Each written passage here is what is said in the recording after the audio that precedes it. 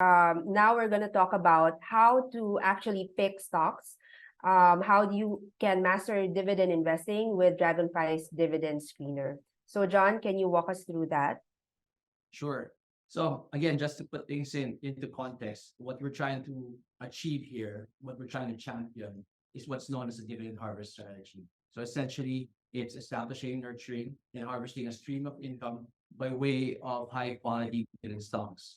So we want to shift the attention away from price appreciation, price volatility, and capital gains, and focus on the dividend stream, its size, its safety, and its growth. So the dividend stream here becomes the ultimate source of reward and the benchmark of success. So why is this important? Let's say hypothetically, you retire at the right old age of 65, and you're counting on your stock fund to fund your lifestyle. So what if the market drops 40% at that particular point in time? You then have 40% less assets from which to draw from. But if instead you had a steady growing stream of dividends year in and year out, so the daily gyrations of the market becomes inconsequential to us.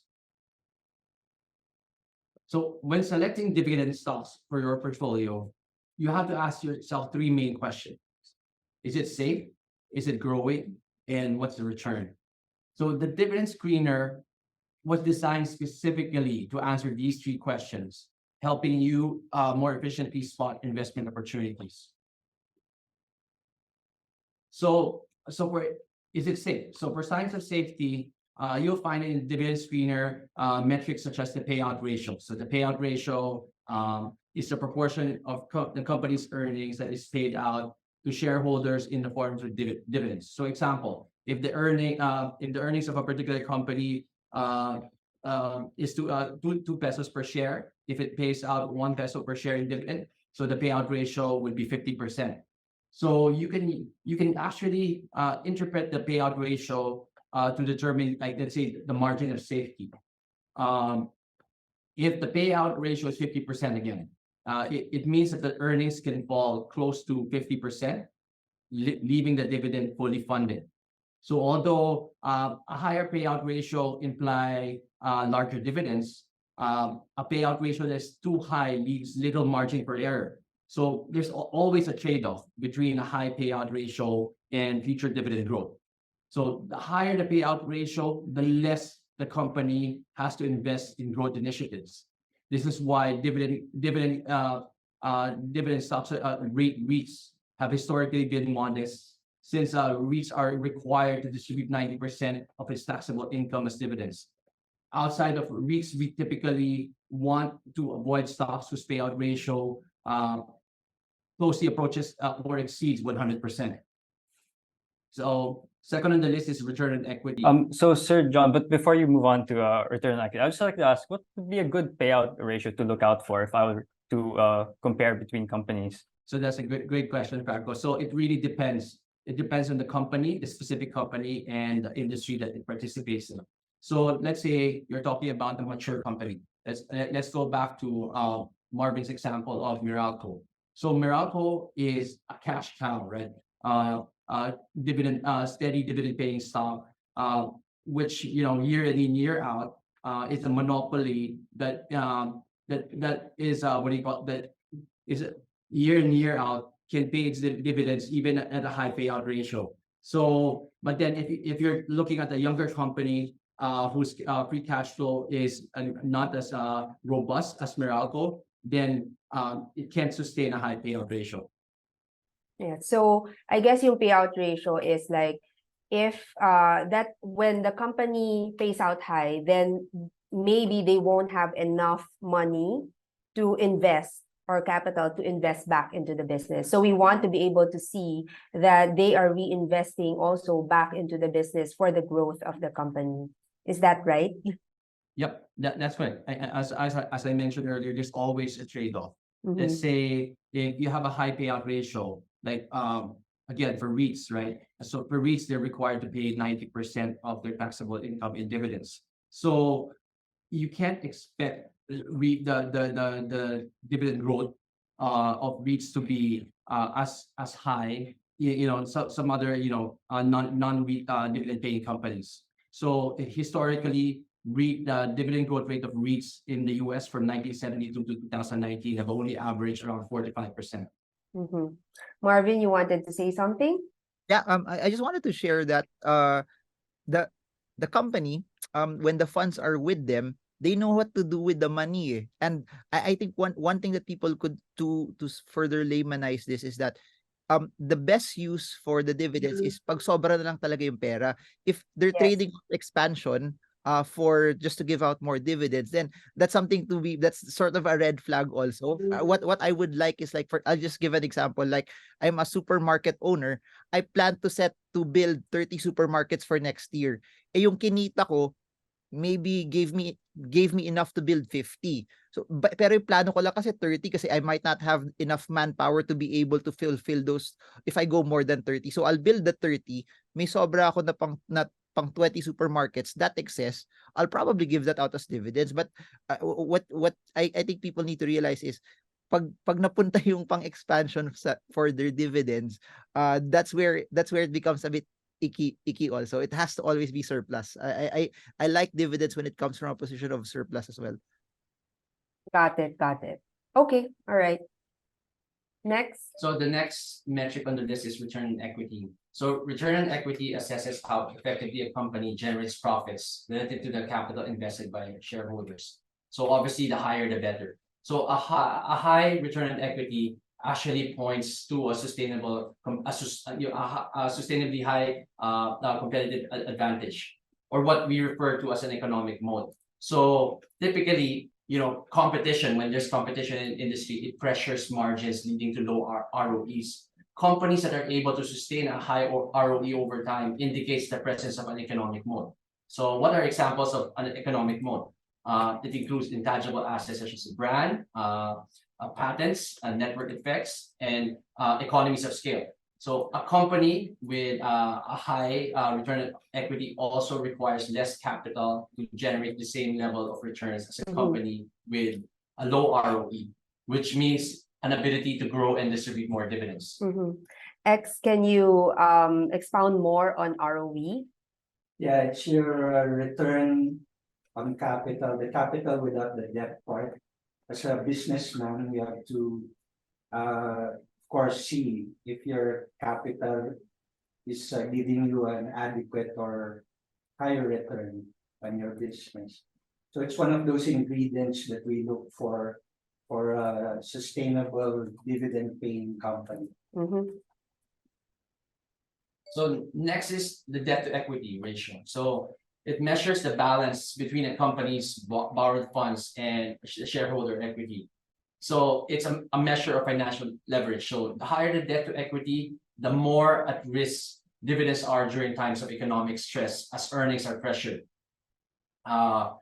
Another measure of financial leverage is the interest coverage ratio. So it measures a company's capacity to meet its interest payments using its earnings, providing insight into its financial stability. So again, the higher the better. So interest coverage ratio, for example, a company has operating income of 3 million pesos, and it has interest expense of 1 million pesos. So this means that it has 3 times the operating income to be able to service its debt. Yes, so it means that you can pay your interest expense 3 times over, right? Yes. So you won't be afraid that the company won't be able to pay for its interest expense. Yep. Okay. So again, some of you might be overwhelmed, especially those na hindi naman sanay sa financials. So but all of these will be in the dividend screener. So we're just explaining to you so that you understand yung importance of looking at these numbers. And these are all relating to signs of safety. We obviously, when you're investing in a stock, you want to make sure na safe siya when you're investing in it. So you want to make sure that your money is safe. That's why you have to take a look at all of these different numbers and ratios to make sure that the company is safe. Can I say something? Yes. Just to make it also for those who are trying to weave your way in through this. No, so I'll give an example. So for example, ROE.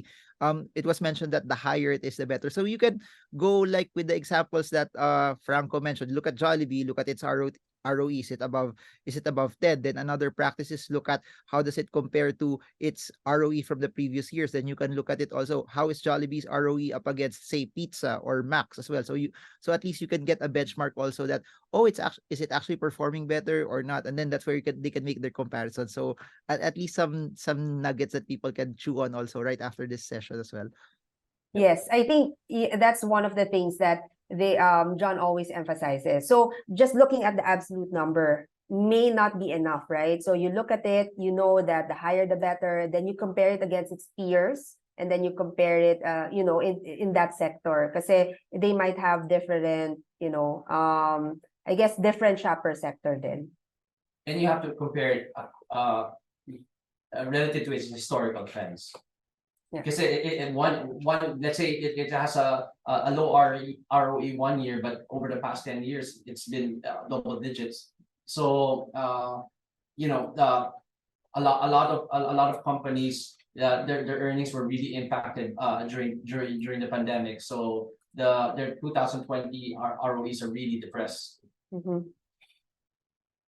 Okay, moving on. Actually, we can take a look at the dividend screen. Oh, okay. Yeah. Yes.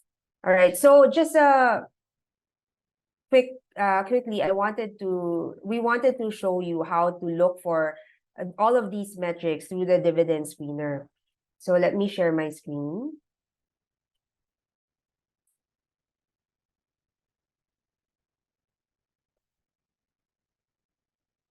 Okay.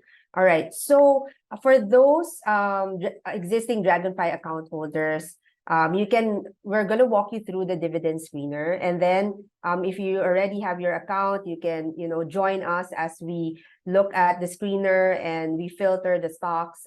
So it will be easy for you to join us in screening all of these stocks and looking at all of these numbers. So John, what stock do you want me to look at? So let's check out Marvin's favorite, Meralco. Okay.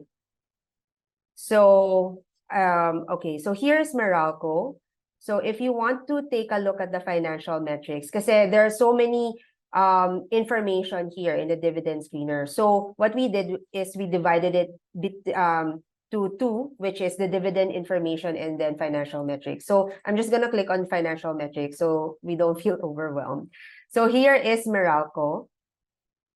And then if you look at if you go to the rightmost portion, you will be able to take a look at the 4 different metrics that John was talking about. So the payout ratio, ROE, debt to equity, and interest coverage.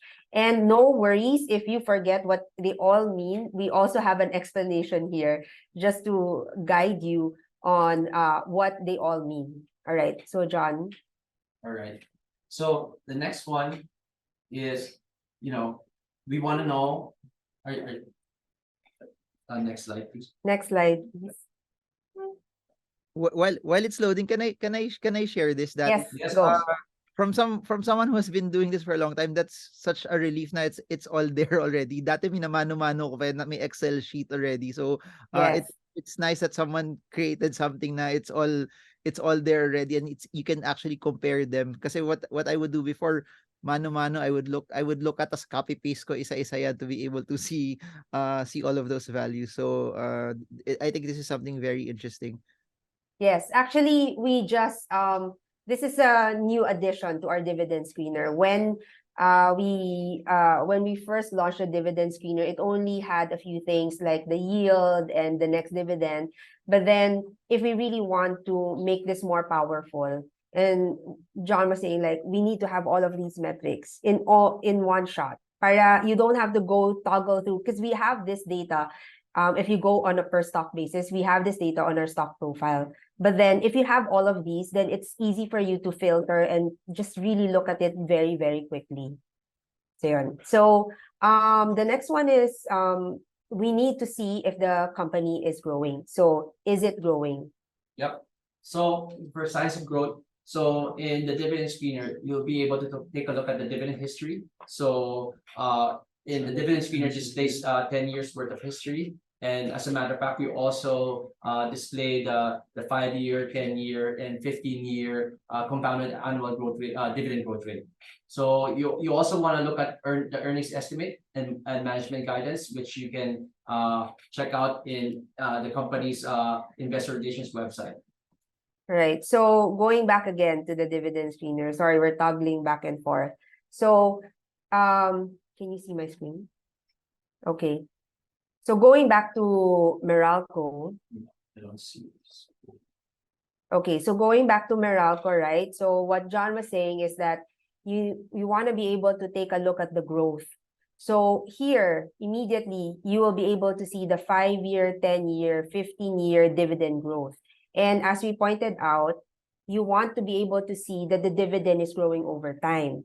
And our exemplars there are our dividend champs and titans. And if you really want to get into like which stock, what are the specific dividends for each stock, then you can actually, expand it. So here, there's arrow here. You can just click on it and you will be able to see all of the dividends for the past 10 years that the company gave.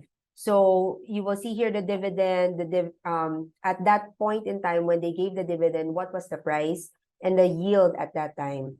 And also if this is a regular and special. I think also we need to remember, about regular and special dividends. When we're calculating dividend yields and growth and payout ratios, we only consider the regular dividends. So we don't consider those, the special dividends that are being paid out because usually, they're not consistent. Yeah, Kathy, can we take a look at ICT? Okay.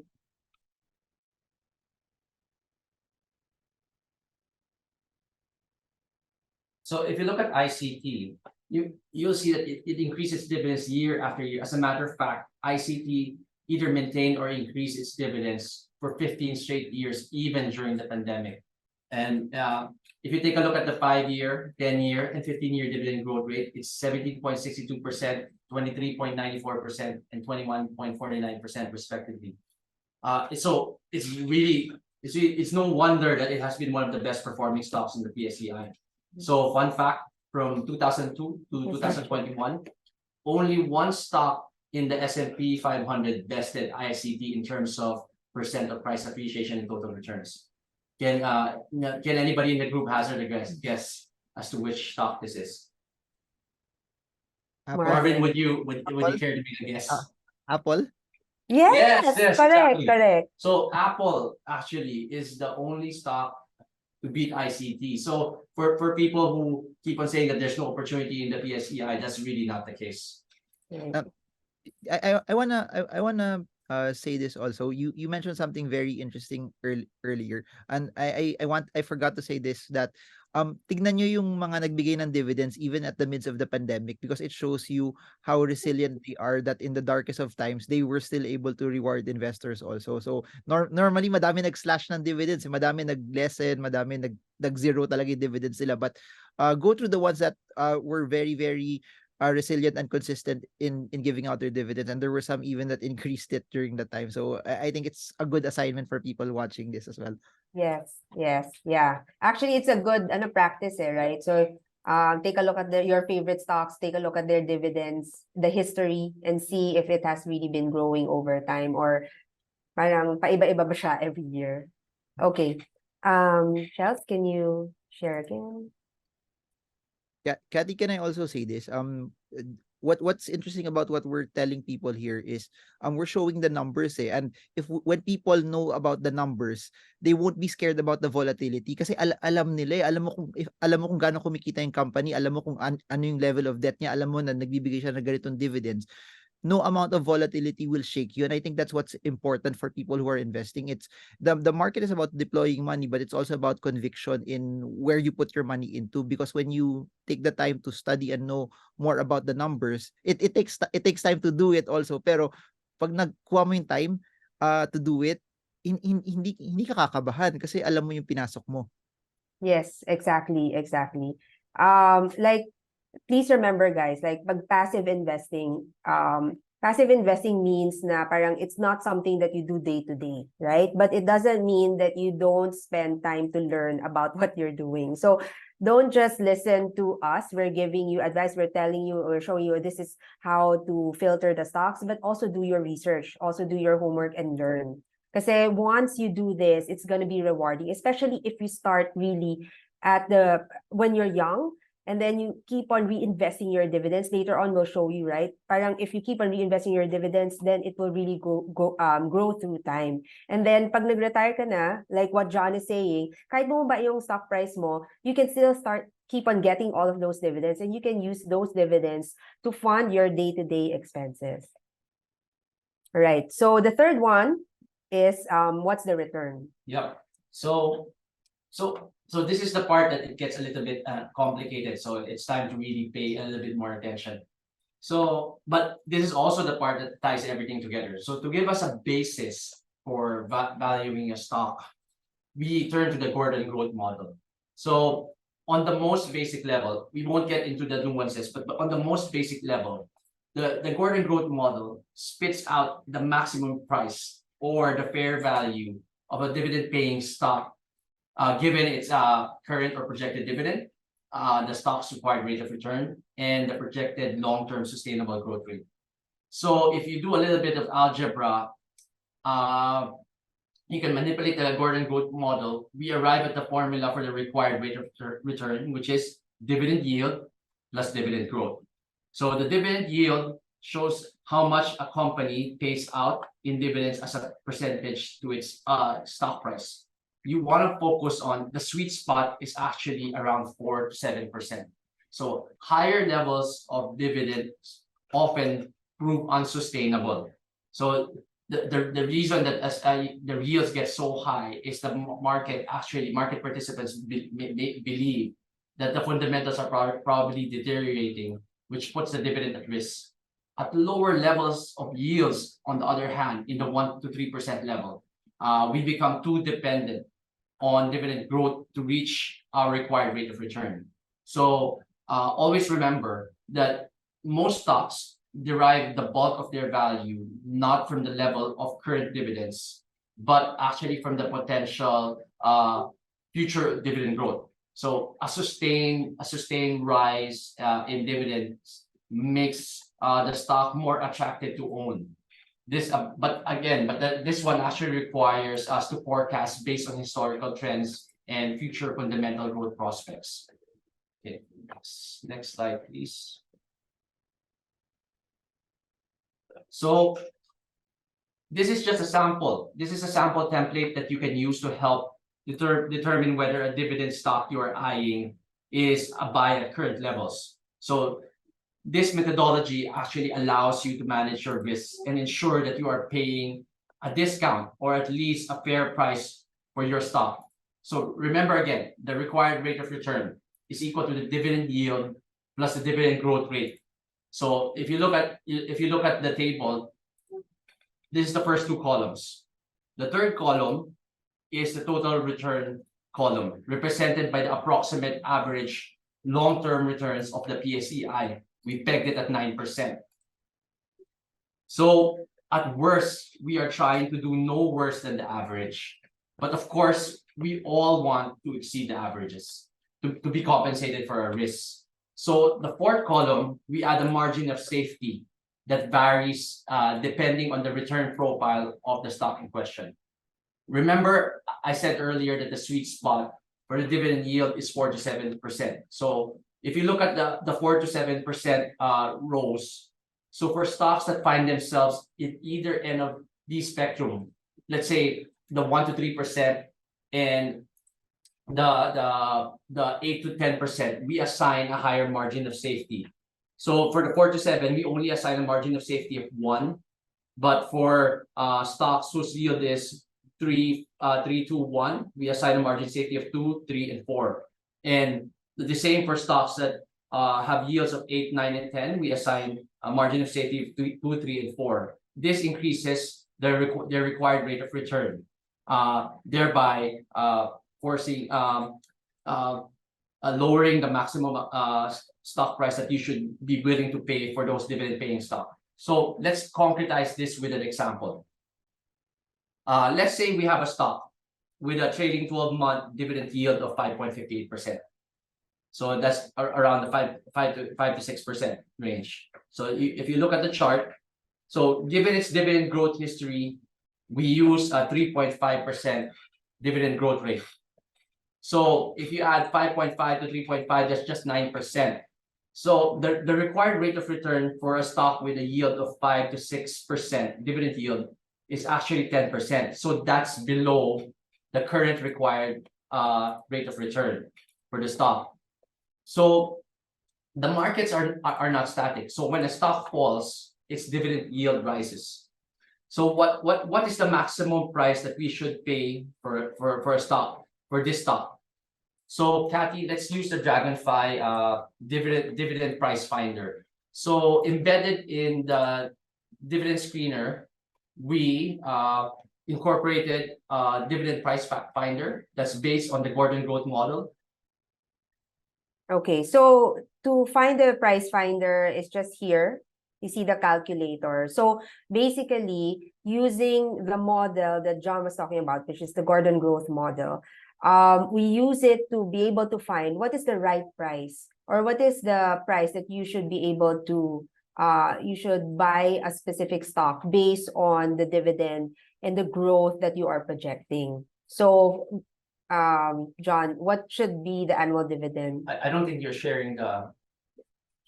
Oh, you're sharing. Okay. So the annual dividend for this particular stock, the most recent one is 100 pesos per share. Okay, so we're giving you an example of a real stock. Okay, so annual dividend, so we'll put it at 100. So remember, for the 5 to 6% dividend yield range, we require at least 10% required rate of return. So the required rate of return is 10. So based on historical trends, the dividend growth rate of this stock has been at 3.5%. 5%. So after you input these, then you hit calculate, and it says the maximum price that you should pay for this stock is 1,538. Yep. Right? Okay. So I was actually describing the characteristics of Globe, which is currently trading around 1,787. So let's take a look at Globe. So Globe is trading at 1,795 pesos. Yep. So basically, what we are saying is, let's look at the price finder again. We're saying if the annual dividend is consistent at 100 pesos, and we are projecting that the dividend growth will still be at 3.5%, and your required return is 10%, then the maximum price that you should pay for Globe should be 1,538. So a little bit close to 1,795. It means you should wait for it to go down. Yep. A little further. Yeah. So going back to the slide, right? So let's wait for a very good tool. That's a very good tool. Yes. Nice. Yep. Actually, Marvin, it's really a great tool, especially when you keep on trying to iterate and use the different metrics of the different stocks in the PSEI. You'll see that it's actually pretty accurate. Although again, I must caution that the Gordon growth model works very well for mature companies. If you find let's say a dividend paying stock that's really growing, is still growing at a very high rate, you need to use a multi-stage Gordon growth calculator. Okay. All right. So just wanted to emphasize, right? Because I was asking John about this. So I was saying, like, why is there like the market return? So the market return represents the return of the PSEI. So the return of the PSEI over, is it 10 years or 20 years, is averaging around 9%. So what we're just saying is, if the stock can just give you 9% return, then you might as well have invested in the PSEI. That's why you require a higher return for the dividend stocks that you're investing in. So that's 9% plus a margin of safety. So it ranges from 1 to 4% depending on the yield. Kasi as he said, the sweet spot is 4 to 7%. So if the yield is too high, then you have to have a higher margin of safety. So basically, And guys, one thing that's it's important to point out, this is just a guide, meaning there's no such thing as a silver bullet, right? But you need a basis to determine the intrinsic value of your stock. Also, different investors will have different tolerance for risk. So you can actually increase the margin of safety depending on your risk aversion. yeah. X, what do you think? Do you have any comments on this one? Yeah, the margin of safety part, that's very important because it sort of shields you on any unforeseen events. So you gotta pad that into your market return, which is based on the PSEI's return past 20 years, 15 years. Yep. Yeah, so it's a good addition to your required return.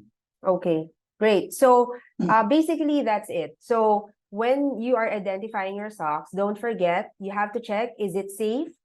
Is it growing? Are the dividends growing? And what is your required return? So always think of those three. And again, we will have an ebook, so don't worry about it. You'll remember all of these.